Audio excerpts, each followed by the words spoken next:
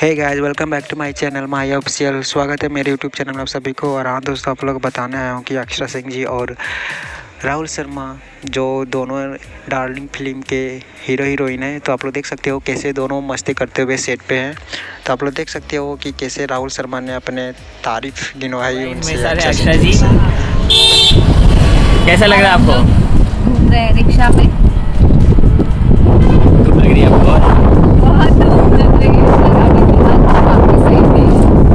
अच्छा ठीक है, राहुल शर्मा जी के बारे में कुछ खास बात बताइए आप।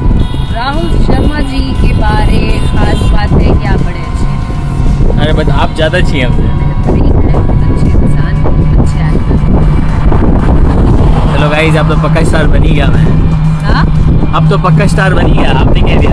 अरे नहीं, मेरी इतनी मजाल, मैं खुद नहीं स्टार बन पाई हूँ, आप क्या बना पाए? अरे देख लो दोस्तों, क्या बातें कर रही हैं। तो आप स्टार नहीं, आप सुपरस्टार हैं। दोनों मस्ती कर रहे हैं सेट पे। तो गाइस प्लीज़ आप लोग ज़्यादा से ज़्यादा सपोर्ट करो इस चैनल को। और हाँ, आप लोग के जब भी ऐसा कुछ नोक चोक वीडियो आए, मैं आप लोग को तक पहुँचाऊँगा। Okay bye.